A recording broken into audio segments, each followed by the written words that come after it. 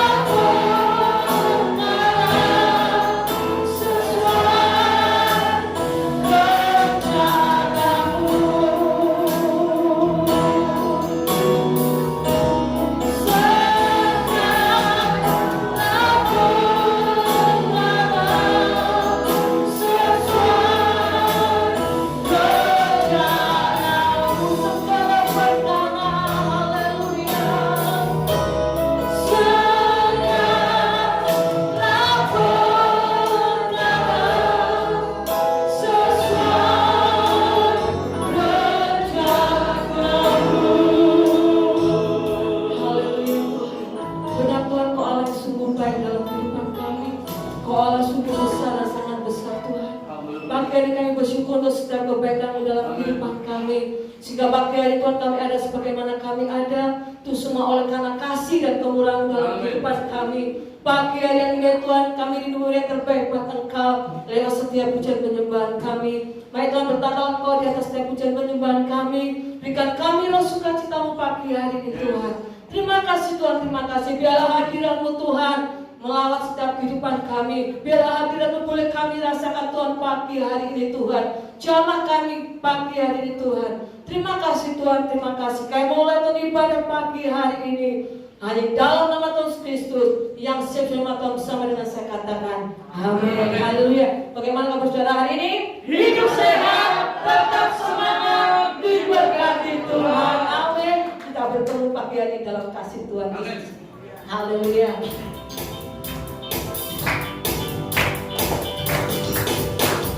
Bertumbuh dalam kasih-Nya, bertumbuh dalam anugerah-Nya, bersukacita semua di dalam rumah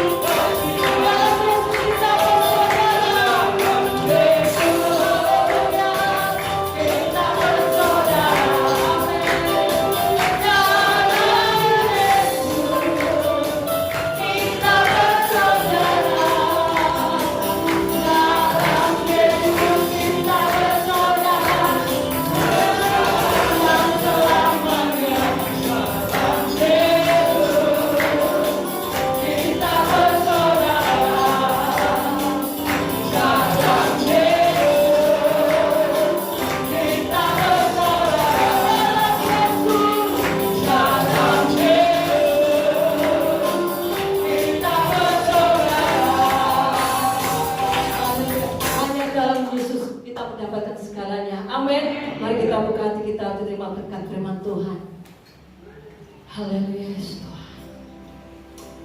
Haleluya Yesus Tuhan. Haleluya Yesus Tuhan. Terima kasih Tuhan. Haleluya Yesus Tuhan. Ku tetap cinta. Amin. Haleluya. Ku tetap cinta. Walau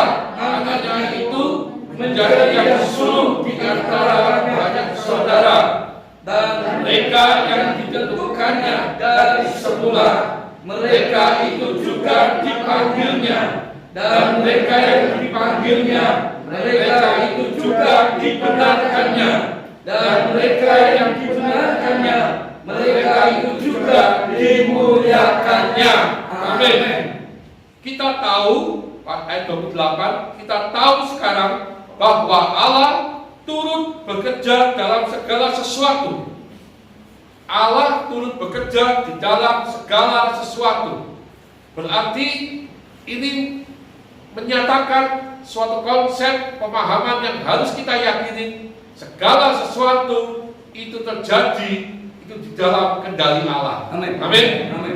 Segala sesuatu terjadi itu atas seizin Tuhan. Tidak ada segala sesuatu yang terjadi tanpa Tuhan mengizinkan itu terjadi. Karena Dialah penguasa alam semesta ini. Allah yang kita sembah adalah Allah pencipta alam semesta ini.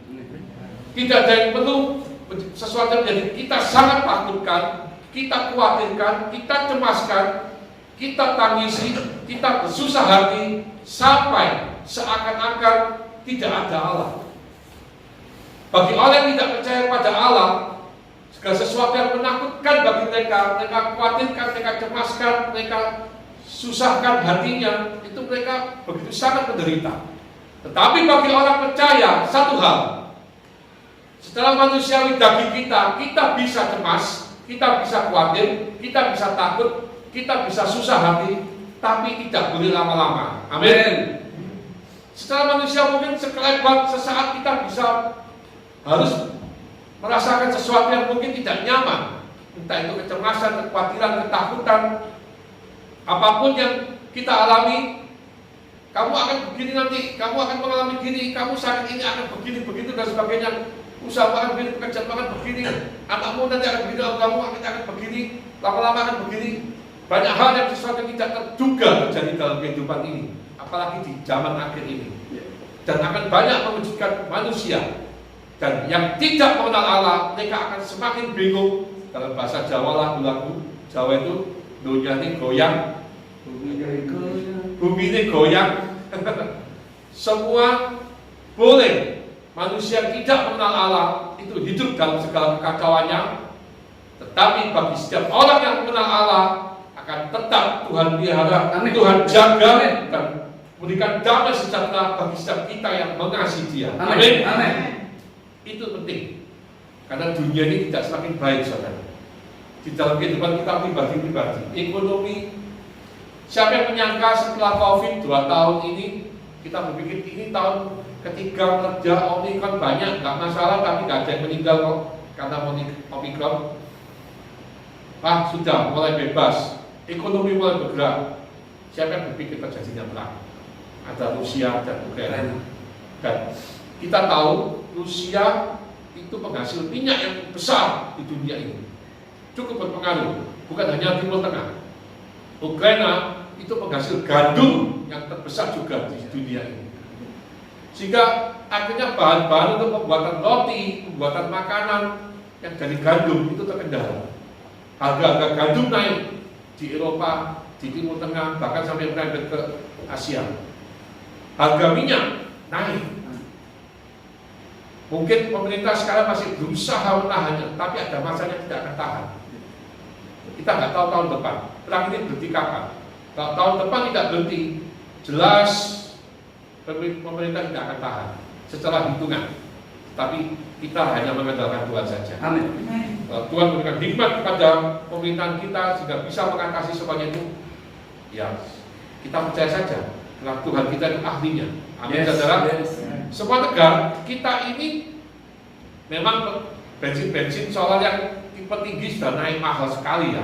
Kalau saudara, kalau Anda ngisi Pertamax atau ngisi Dexlite, saudara, dulu ngisi 400, 500 sudah penuh.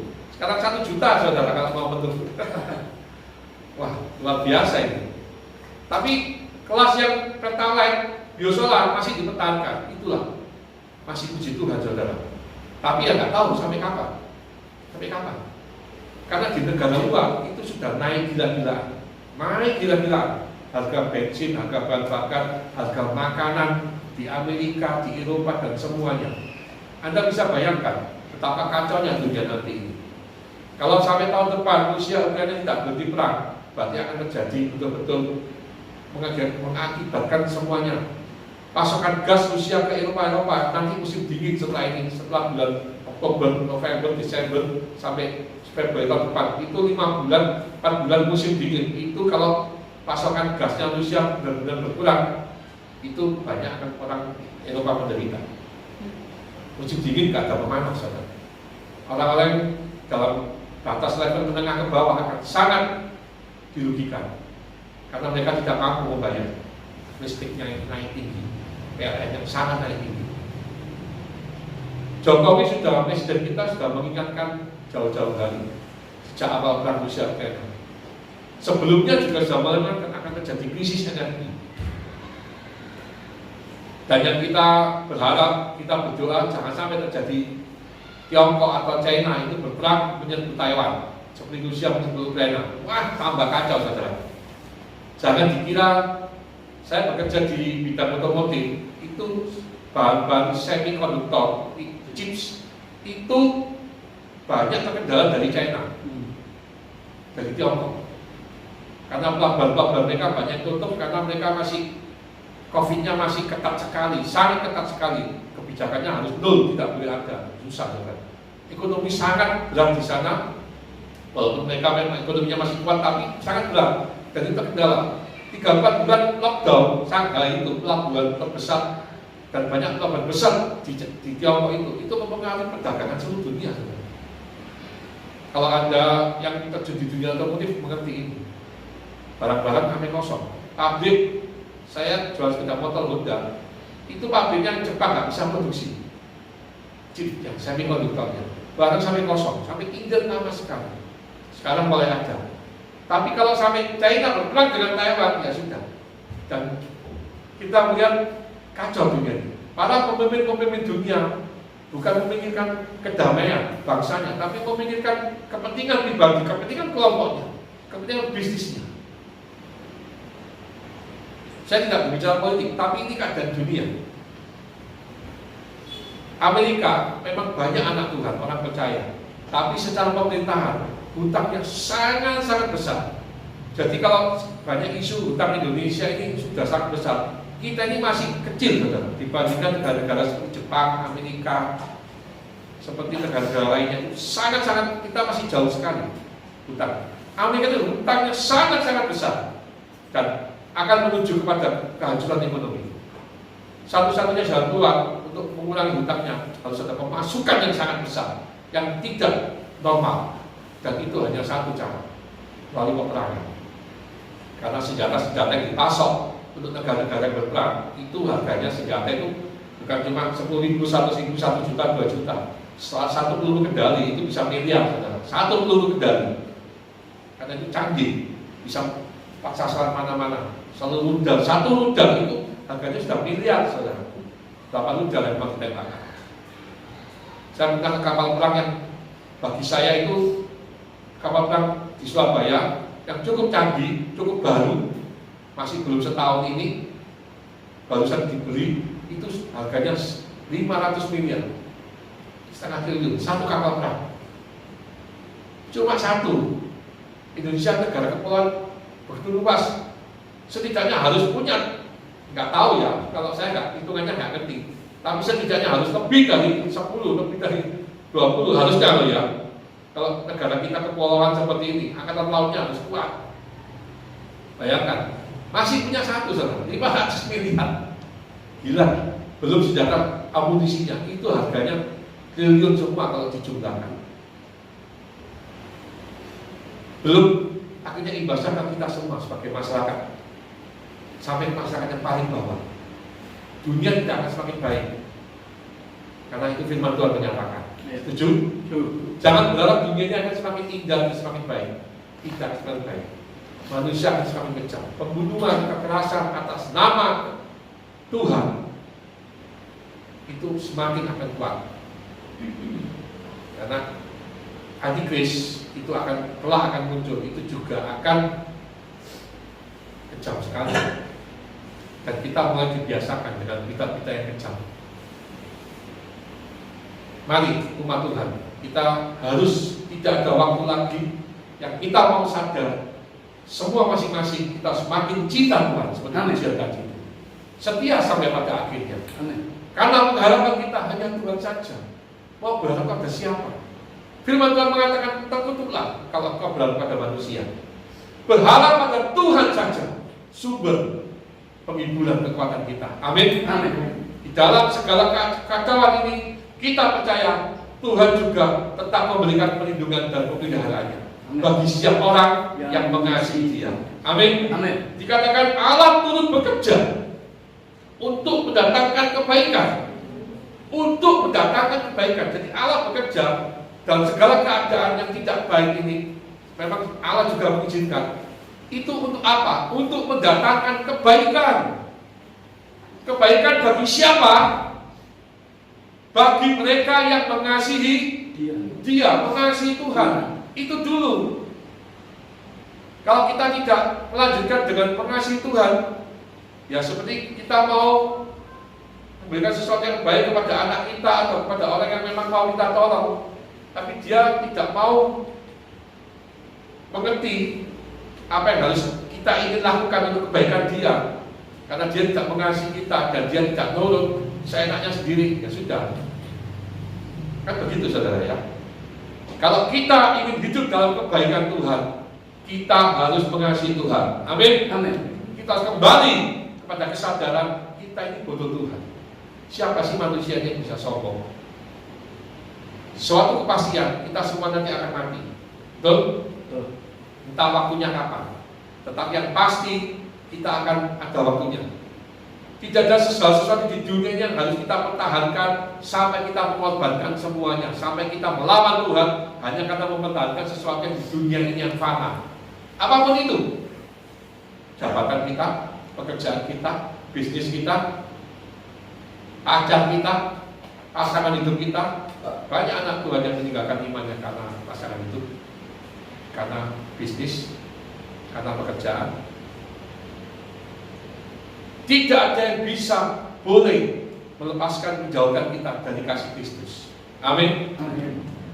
Karena ini penting, karena ini bekal bagaimana kita untuk tetap boleh nanti pada sampai akhir hidup kita nanti Tuhan akan berkata, masuklah hamba yang setia dan benar. Amin. Saudara. Mari pertahankan iman. Mari terus dekat dengan Tuhan. Jangan menjauhkan diri dari pertemuan-pertemuan ibadah. Kitab Ibrani pasal 10 ayat 25 sudah mengingatkan dengan tegas, janganlah menjauhkan diri dari pertemuan-pertemuan ibadah. Dikatakan pertemuan, berarti kumpul, saudara. Bukan pribadi, kumpul. Mari, di akhir zaman ini gereja Tuhan harus kembali bangkit, harus api, harus berkobar menjadi terang dan garam bagi dunia ini. Tidak ada lagi kita sangat saya itu sangat terusik kalau yang jadi pelaku kejahatan itu anak-anak Tuhan. Itu saya sangat terusik, saudara. Mari di akhir zaman ini kita mau belajar sebagai anak-anak Tuhan. Kita harus jadi garam dan terang. Amin. Janganlah kita menjadi sandungan. Kita menjadi sesuatu yang kita ini sudah, firman Tuhan sudah mengatakan seperti domba di tengah-tengah serigala, harus betul-betul berhikmat dan menjadi terang dan garam. Tapi malah kita yang membuat kekacauan, malah tambah susah nanti, tambah susah. Karena itu mari mengasihi Tuhan. Karena dengan mengasihi Tuhan itu satu-satunya jalan untuk mendatangkan kebaikan Tuhan atas hidup kita. Amin. Amin. Apapun bisa terjadi. Kita bisa mengalami sesuatu yang tidak menyenangkan, menyusahkan kita, merugikan kita, menyakitkan kita. Bisa karena salah kita. Bisa karena salah kita memang. Karena kesalahan kita, karena kejahatan kita, kecelakaan kita, kesombongan kita. Bisa. Tapi juga bisa karena memang ujian yang Tuhan izinkan terjadi. Seperti Ayub diuji dicobai oleh iblis. Tuhan mengizinkan terjadi. Terlepas dari semuanya itu, satu-satunya jalan kembali mengasihi Tuhan, kembali bertobat. Amin. Tidak ada kita sombongan lagi. Ayah saya ini orangnya nggak bisa kalau diremehkan. Ayah saya ya, saya tahu. Ketika dia diremehkan, apalagi dalam hati dia merasa mampu untuk melawan, dalam hati dagingnya, sombongnya bisa keluar. Tapi saya tahu, dia kalau seperti ini terus, musuhnya banyak. Ini saya ngomong ayah saya ya. Akhirnya saya terpaksa sebagai anak saya juga harus memberikan hikmat. Ayah saya masih di luar Tuhan ya. Saya harus berkata dengan hikmat dan firman, Papa jangan begini. Meskipun Papa nanti bisa menang, bisa mengalahkan orang itu, oknum pejabat itu atau begini-begini, mempermalukan mereka sebagainya. Apa sih untungnya? Kita harus semakin dibenci, semakin dimusuhi nanti. Ngalah sudah. Keluar uang, nggak apa-apa, biar mereka senang. Yang penting kita masih mampu. Dan Tuhan berkati kita lebih dari itu. Ya saya harus menyatakan hikmat itu. Puji Tuhan saya nurut. Kalau enggak, dari saya muda sampai hari ini saya akan banyak mengalami banyak kasus, saudara.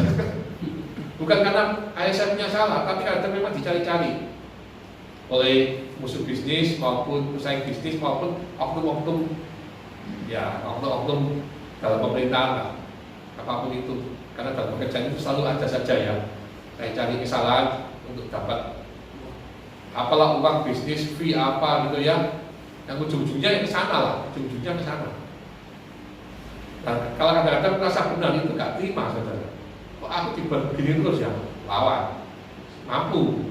Kalau benar ya, mampu. Sekarang zaman keterbukaan, media, medsos, televisi, koran bisa masuk semua, dan pengacara bisa. Tapi terus ngapain bisa-bisa hidup kayak gitu? Mereka yang kalah juga, akhirnya juga kita puas, mereka jadi kalah atau dibuat malu. Tapi loh, nanti kita akan ngalami lagi. Oh kita nggak gitu aja ngalami, apa kita seperti gitu? Oh, supaya kita nggak diremehkan. Buat apa sih kita mencari penghormatan manusia? Nah, saya mencoba belajar terus dan puji Tuhan. Saya dulu.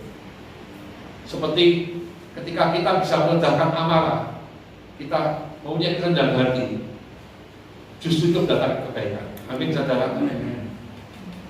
Dibalik saja, memang waktunya kita harus jadi berkat. Gitu saja ya, itu saja pikirnya. Dan kita dimampukan kok.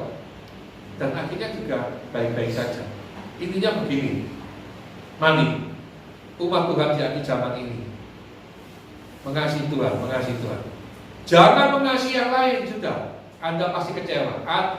Firman Tuhan sekali lagi mengatakan, kalau kita mengasihi apa yang di luar Tuhan, bukan Tuhan prioritas lagi, tapi apa yang ada di dunia ini, apapun itu, jaga apa-apa, bosku kuat, atasanku kuat, aku paling ini nggak makan, bisnisku kuat, apalagi hubungan kuat, aku nggak cuma kenal bupati, gubernur, menteri pun aku kenal, jenderalnya aku kenal, apalagi aku punya dipercaya ini, mengelola ini, kita merasa kuat, istriku pintar, suamiku hebat, anakku pintar, sukses. Pakai anak, oh bapakku hebat, punya pengaruh, punya kekuasaan. Selama kita bukan menomor satukan Tuhan, percayalah, kelak kita akan dikecewakan. Karena segala sesuatu yang kita banggakan itu fana, itu hanya sementara. Dan betapa bodohnya manusia yang bisa merasa sombong dengan segala sesuatu yang fana ini. Saya belajar itu, saudara. Puji Tuhan, saya tidak harus mengalami sampai dikecewakan. Karena saya mengerti sejak saya mulai umur 15 tahun yang lalu, saya 50 ya, 35 ketika saya menikah dan punya anak, saya mulai mengerti semakin dalam kebenaran firman. Saya diselamatkan dari itu, karena saya mau belajar mengikuti firman itu. Kalau enggak, mungkin saya tetap secara manusia tetap jaya, tapi sumpek, hidup sumpek banyak masalah. Meskipun saya bisa atasi banyak masalah, tapi ketika kita merendahkan diri, kita hanya mengasihi Tuhan dan bagaimana memikirkan, bukan saya nggak mau memikirkan masalah itu, saya hanya memikirkan bagaimana memuliakan Tuhan, bagaimana jadi berkat. Di situ Tuhan masalah itu sikirkan dengan sendirinya dan saya bisa berkarya. Itu cara Tuhan yang luar biasa. Amin. Ketika kita mau taat firman, amin saudara, mengasihi Tuhan, mempunyai kerendahan hati. Karena mengasihi Tuhan itu menuntut kita menyerah pada Tuhan. Amin. Kita percaya pada Tuhan. Gak cuma saya percaya Tuhan, tapi terus kita merasa punya kemampuan, ngatur diri. Allah semakin luas, saudara, semakin luas. Biasa-biasa saja, tulus-tulus saja, tetap baik, tetap taat firman, tetap jadi berkat. Tuhan akan nyatakan kemuliaannya. Amin. Amin. Amin. Karena itu mari, apapun keadaan Anda, tak urusan keluarga, urusan pekerjaan, urusan antar saudara, harta, urusan suami istri, urusan dengan saudara, dan semuanya anak yang tidak berbakti dan semuanya sakit penyakit, semuanya percayalah Allah turut bekerja. Amin. Amin. Untuk mendatangkan kebaikan. Segala sesuatu itu pasti Allah izinkan, dan ketika respon kita benar, maka Allah juga akan memberikan kebaikan. Saya dulu tidak pernah berpikir, tapi setelah saya mengerti ini, saya jadi bersyukur. Ketika ada seseorang yang Tuhan izinkan itu sakit dan Tuhan tidak menyatakan mujizat, dan orang itu harus meninggal, tapi diberi waktu oleh Tuhan, nggak langsung. Mungkin 2 tahun, 3 tahun saya itu meninggal, tapi dalam masa itu Tuhan tidak nyatakan mujizatnya sehingga dia boleh sembuh. Betul kan? Masa mujizat terus saudara? Tuhan baik. Kita sakit, kita berdoa, Tuhan beri kesembuhan. Tuhan baik. Setelah bisa sakit lagi enggak? Bisa toh, sakit lagi, berdoa pada Tuhan, Tuhan sembuhkan. Tuhan baik, puji Tuhan. Terus kita mengalami sesuatu dan Tuhan sembuhkan. Tuhan nyatakan kuasa mujizat. Tapi pasti ada satu titik Tuhan tidak sembuhkan. Betul? Betul? Betul lah. Dan memangnya kita mau hidup selamanya? Gak bisa mati. Ada saatnya pasti mati dong. Rasul-rasul itulah contohnya. Apakah Tuhan tidak kurang kuasanya menolong rasul-rasul itu? Petrus, Paulus penjara terbuka sendiri, Borgol terbuka sendiri, Petrus bisa keluar dari penjara, buka sendiri pintunya. Rasul Paulus dilacak nggak bisa. Mujizatnya luar biasa, sapu tangannya ngusapin orang-orang yang sembuh. Selalu ditolong Tuhan, diluputkan Tuhan. Tapi ada satu masa Tuhan berkata cukup, dan mereka harus mati terpenggal, mati tersalib, mati dibunuh. Ada masanya, ada masanya. Jadi kita jangan berpikir Tuhan itu harus tolong kita terus-menerus. Ada saatnya Tuhan berkata cukup. Seperti Paulus yang memohon kepada Allah untuk mengusir setan, utusan iblis, supaya mengusir utusan iblis yang menggoncang tubuhnya, duri dalam dagingnya. Baca di Korintus.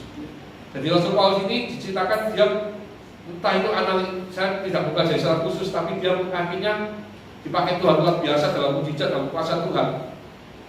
Tetapi ada masanya dia merasa ada utusan iblis yang menggoncang tubuhnya, dan dia memohon kepada Allah sampai 3 kali. Doa seorang Paulus, usapan sapu tangan orang sembuh. Puji Tuhan, gempa, penjara terbuka. Luar biasa nggak saudara? Diracun nggak bisa, minum racun tetap hidup. Kalau nggak, Tuhan itu yang berkuasa.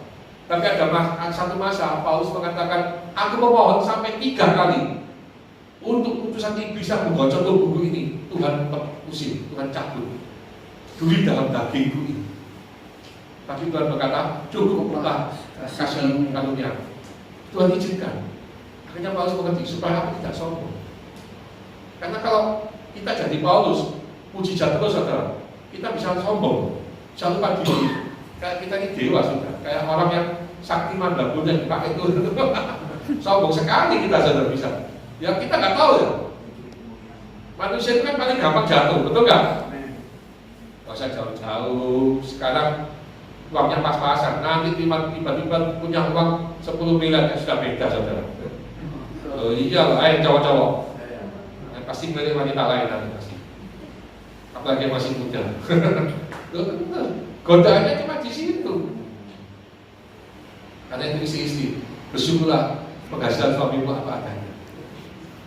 Belum tentu suamimu kalau sangat kaya raya, dia tetap akan setia pada Anda.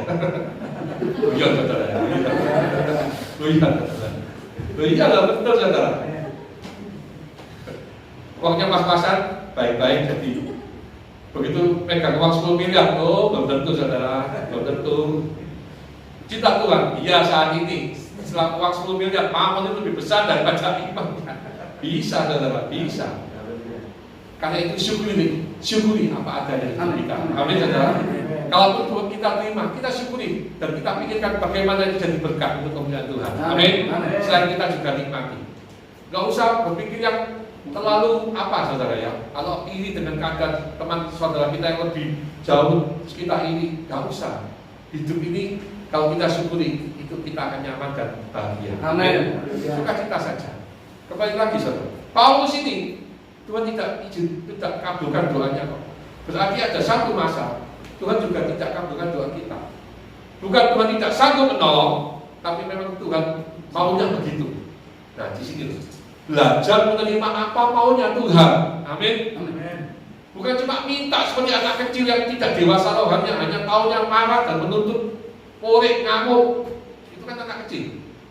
Orang dewasa sudah mengerti, memang seharusnya begini ya sudah, aku jalani. Aku syukuri, aku masih bisa begini. Aku masih diberi kesempatan kerja. Aku masih bisa melihat anak istriku. Aku masih bisa kumpul keluargaku. Tapi kadang itu kurang baiknya sudah.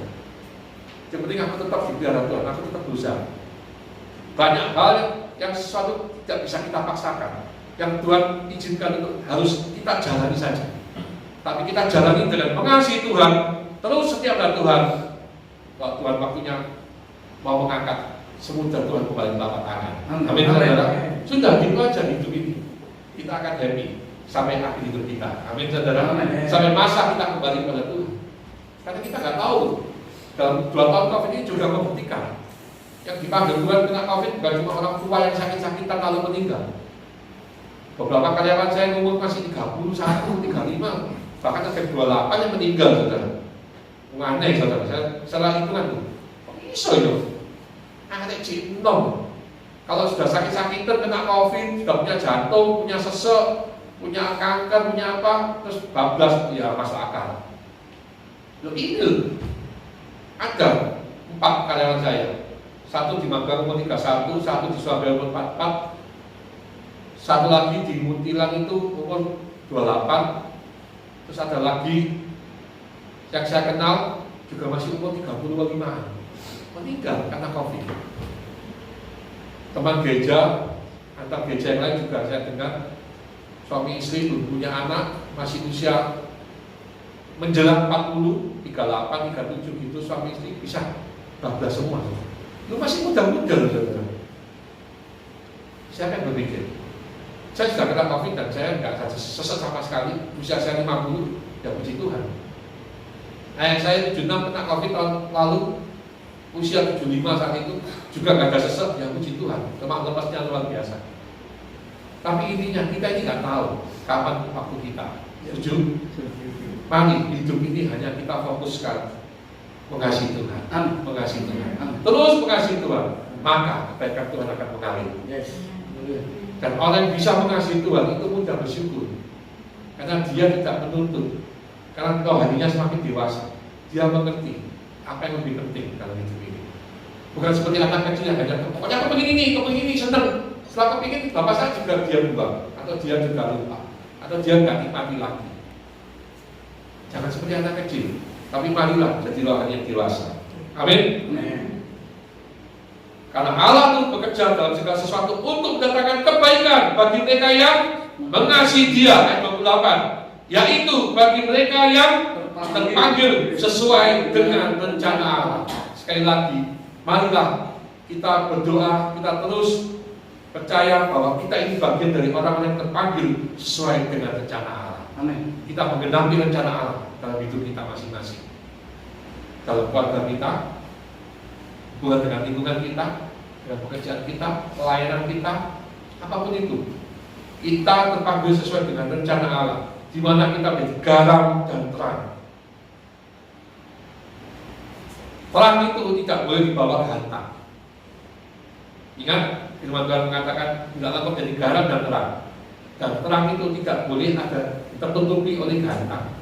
Gantang itu apa? Itu tempat gas, gentong, tempat gas. Gak boleh ditutupi oleh tempat gas. Artinya apa? Terang itu harus bersinar melebihi, lebih tinggi daripada apa yang menjadi kebutuhan-kebutuhan kita di dunia ini. Kepentingan-kepentingan kita, apa yang kita jalani untuk hidup ini. Tidak boleh itu akhirnya memadamkan terang kita. Karena kalau itu terpadamkan, kita kalah oleh dunia ini. Kita tidak menjadi terang. Dan itu tujuan iblis. Mari umat Tuhan di akhir zaman ini, semua cintai Tuhan, setia beribadah, setia cari kebenaran Tuhan, bergaul dengan Tuhan, sehingga kita dimampukan oleh Roh Kudus untuk mengasihi Tuhan, terus mengasihi Tuhan dengan konsisten. Dan percayalah akan pemeliharaan Tuhan, kebaikan Tuhan yang terus Tuhan berikan pada saat kita membutuhkannya sesuai waktu Tuhan. Amin. Amin. Jangan pernah melakukan kasih Tuhan dalam hidup kita. Jangan pernah. Ayat 29. Sebab semua orang yang dipilihnya dari semula juga ditentukannya dari semula. Mari percaya bahwa kita ini bagian dari umat pilihan. Kalau kita bukan umat pilihan, Anda tidak ada di sini pagi hari. Jangan pernah lari dari pilihan Anda, dari panggilan Anda. Jangan pernah tinggalkan panggilan untuk sesuatu dunia yang fana ini. Karena cowok lain, anak cewek lain, karena pekerjaan ini menuntut aku harus berubah, meninggalkan Yesus dan sebagainya. Jangan pernah, saudara. Sebab semua orang dimiliki dari semula, mereka ditentukannya dari semula, dan apa tujuannya? Semuanya itu untuk menjadi serupa dengan gambarannya, menjadi serupa dengan Kristus Yesus Tuhan kita. Beberapa kali saya di tempat ini saya selalu mengatakan benang merah. Mulai kita mengenal Tuhan, kita percaya Tuhan, kita bertobat, sampai nanti akhir hidup kita, itu benang merahnya cuma satu. Kita dibentuk, diproses, semakin serupa dengan Kristus. Sehingga nanti ketika ketemu Tuhan, Tuhan bisa ngomong, oh anakku ini. Nah, kan gitu saudara ya. Oh anakku ini, mirip aku. Anak itu mirip bapaknya. Kalau nggak mirip bapaknya atau mirip orang tuanya, mirip sopo saudara. Mirip tonggo saudara. Nah, seorang anak pasti mirip dengan orang tuanya. Bagaimana Tuhan nanti akan bilang kita ini mirip dengan dia? Amin saudara. Bukan mirip fisiknya, karena kita berbeda-beda. Ada orang Papua, orang Negro, orang bule, orang Cina, orang Jawa, orang Batak, orang punya face yang berbeda-beda, kulitnya berbeda-beda. Tapi Tuhan lihat mirip satu, seluruh dunia sama, bukan karena suku dan ras, perasaan dan pikirannya, karakternya mirip Kristus. Amin saudara. Amin. Karena kita ini turunannya, lahir dari Roh Allah, dari iman, lahir dari Roh Allah.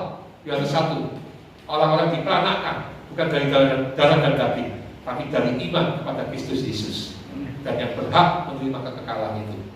Mari terus mengasihi Tuhan, karena tujuan Tuhan itu cuma satu, bagaimana kita semakin mirip Kristus, serupa dengan Kristus, mempunyai kasih. Sudah, kasih itu aja. Karena di dalam kasih itu kita akan mengasihi Tuhan dan mengasihi sesama. Dua itu pilarnya sudah. Karena dalam kasih itu kita akan hidup mengasihi Tuhan dengan beribadah. Kita akan hidup mengasihi sesama dengan menjadi terang dan terang. Cuma itu aja sudah rumusnya. Bagaimana kita meniru Tuhan. Tidak boleh lepas dari itu. Ketika kita menipu, kita memfitnah, kita iri hati, kita benci dengan sesama kita, itu berarti kita sama dengan tidak mengasihi Tuhan. Karena Tuhan Yesus mengatakan, kasihlah Tuhan Allahmu dengan segenap hati jiwa, kekuatanmu, akal budimu, kasihlah sesama manusia seperti muslim. Itu hukum yang sama, satu, tidak bisa dipisahkan. Jadi dua itu nggak bisa. Aku cuma mengasihi Tuhan tok, nggak bisa. Kalau kita mengasihi Tuhan dengan benar, kita juga akan mengasihi sesama dengan benar. Bisa mengasihi sesama. Karena itu mari mengasihi Tuhan, karena kita juga akan dimampukan oleh Roh Kudus untuk mengasihi sesama. Amin. Ayat terakhir, supaya kita menjadi anaknya menjadi yang sungguh dalam banyak saudara. Itu jelas ya, Yesus menjadi gambaran anak yang sungguh. Kita ini saudara-saudaranya, karena patronnya itu Tuhan Yesus. Dan mereka atau kita semua yang ditentukannya dari semula, mereka itu atau kita semua di sini juga dipanggilnya, dan mereka dipanggilnya, mereka juga dibenarkannya. Nah ini, karena kita dibenarkan, kita hidup bukan karena kita bisa jadi baik, kita berbuat baik, kita bisa punya seperti Kristus, mengasihi, mengampuni, penuh belas asih, jadi orang baik, jujur dan sebagainya, bekerja keras dan sebagainya. Bukan karena memang kita mampu, tidak bisa, karena kita ini tubuh dosa. Kita ini mewarisi dosa. Tidak akan ada manusia yang bisa memenuhi standar kebaikan Allah, kesucian Allah, kebenaran Allah dengan kemampuannya sendiri. Seperti orang di luar kita, nggak ada yang bisa. Kalau mereka merasa mampu, itu kesombongan. Kalau mereka jujur dengan nurani dalam dirinya mereka sendiri, mereka akan merasa sebenarnya mereka nggak mampu. Saya pernah kok berdiskusi dengan orang-orang yang merasa mampu gitu. Mereka merasa menjalani semua hukum keyakinannya dengan sempurna, mereka melakukannya tanpa cacat, nggak ada yang tidak mereka lakukan.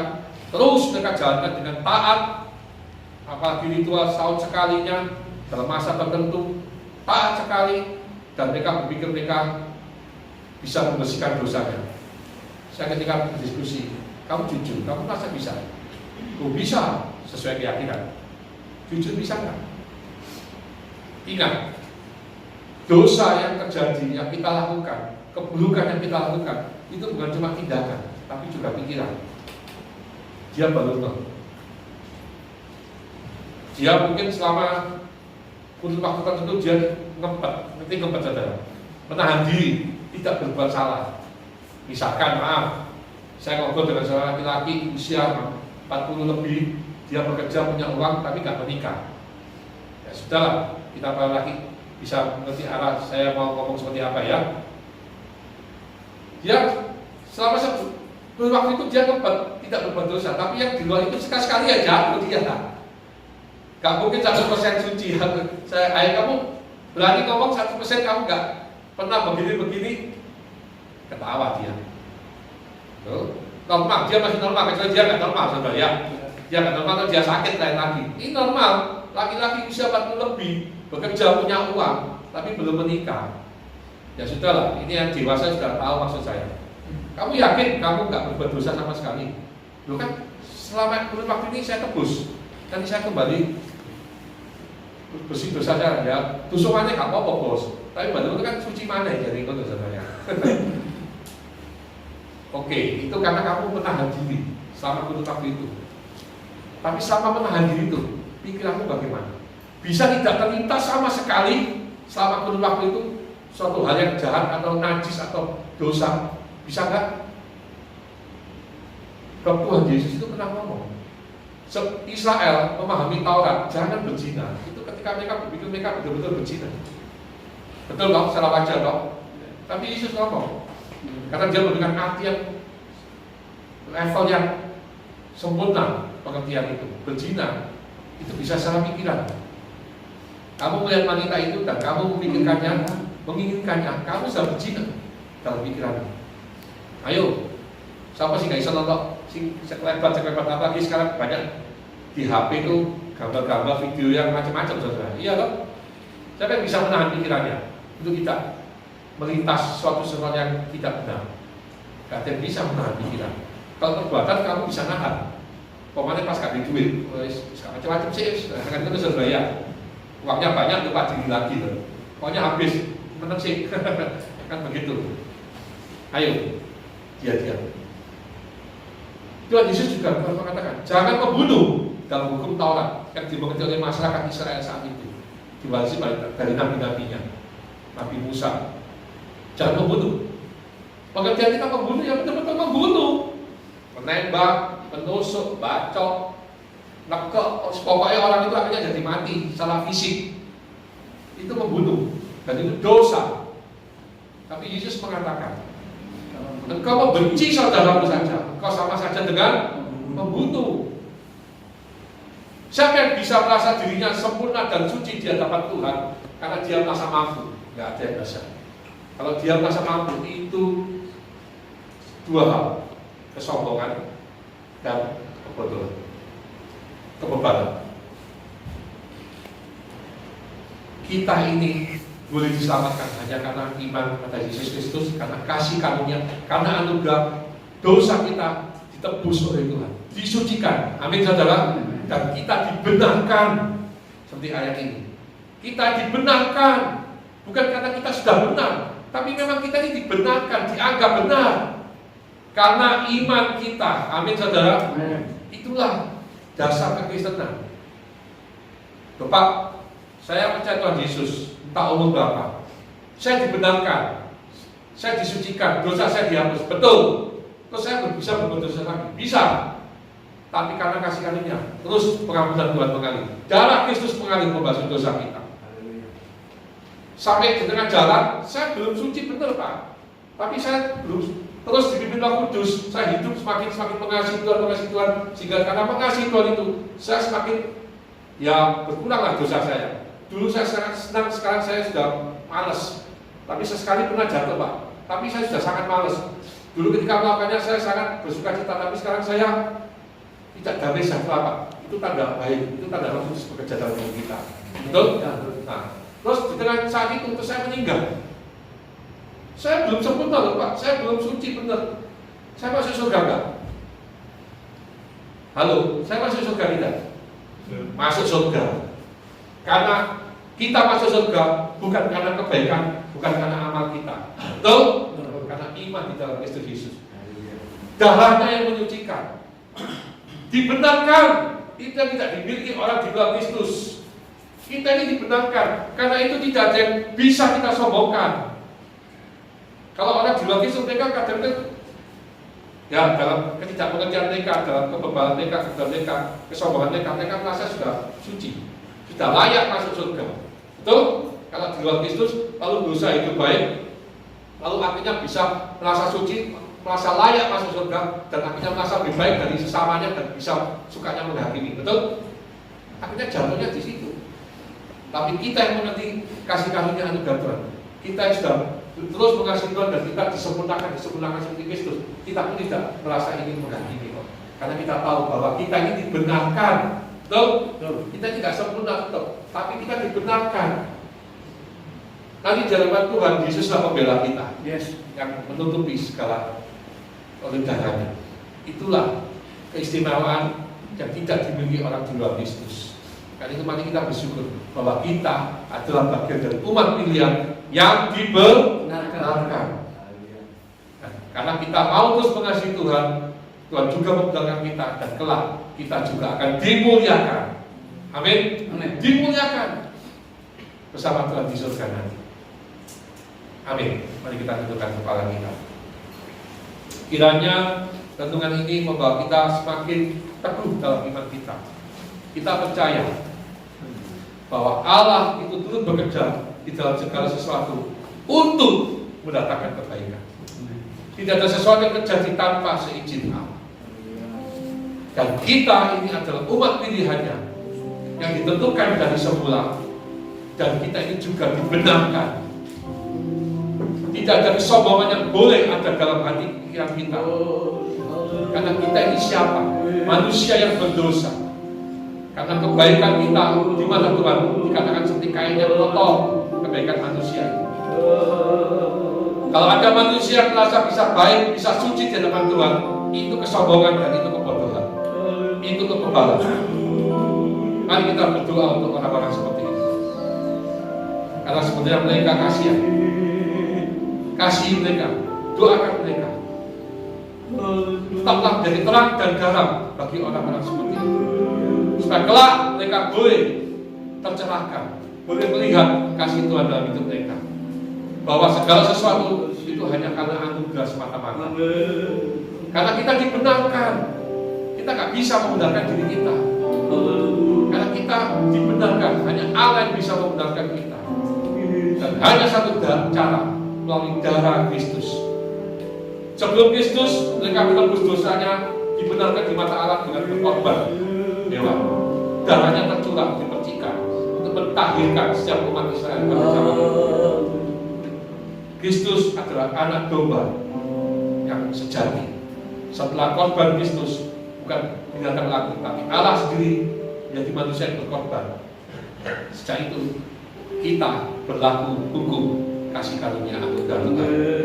Karena yang bisa membenarkan, menyucikan itu hanyalah darah Kristus, korban yang sempurna, yang berlaku sampai hari ini, sampai akhir zaman nanti, bagi setiap orang yang mau percaya. Haleluya, haleluya. Ku mau memujimu, ku selalu memujimu, ku mau menyembahmu, ku selalu sembahmu, layak-layak diberikan semua pujian, kemuliaan hanya bagi Tuhan.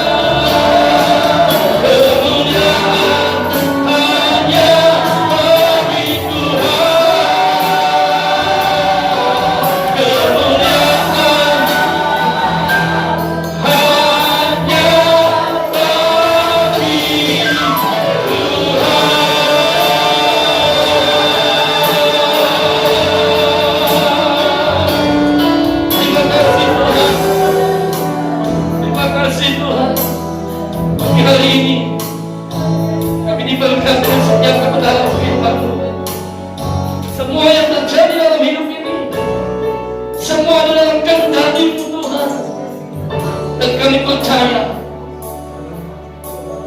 akan selalu turut bekerja dalam segala sesuatu mendatangkan kebaikan bagi setiap kami orang-orang yang mengasihi Engkau, bagi setiap kami orang-orang yang terpanggil di dalam Engkau. Maka kami hari-hari akan bekerja untuk mendatangkan kebaikan bagi setiap kami orang-orang yang sudah dibenarkan oleh Engkau. Karena kami akan dimuliakan Engkau, karena hidup kami meneladani apa yang menjadi pikiran, perasaan, dan karakter-Mu ya Yesus. Terima kasih Tuhan, berkati hamba-Mu yang sudah menyampaikan firman Allah bagi setiap kami. Tuhan terus pakai dimanapun Engkau mempercayakan hamba-Mu melayani. Ada banyak orang-orang yang dikuatkan, ada banyak orang-orang yang semakin hari diteguhkan imannya kepada Engkau. Terima kasih Tuhan, pakai terus hamba-Mu Bapak Ivan di dalam setiap melayani pekerjaan Tuhan, khususnya di gereja Putra Engkau. Tuhan juga terus pakai beliau bagi hormat dan kemuliaan akan nama Tuhan. Kami semua yang hadir pagi hari ini, kami adalah orang-orang yang diberkati Tuhan. Dan kami percaya, kami yang lemah sudah dikuatkan, kami yang susah sudah dihiburkan, bahkan kami yang sakit sudah disembuhkan. Karena bagi Tuhan tidak ada perkara yang besar. Tuhan mampu dan sanggup melakukan perkara-perkara yang besar dan ajaib di dalam setiap kehidupan kami. Di dalam nama Tuhan Yesus Kristus kami sudah berdoa dan bersyukur. Haleluya. Amin.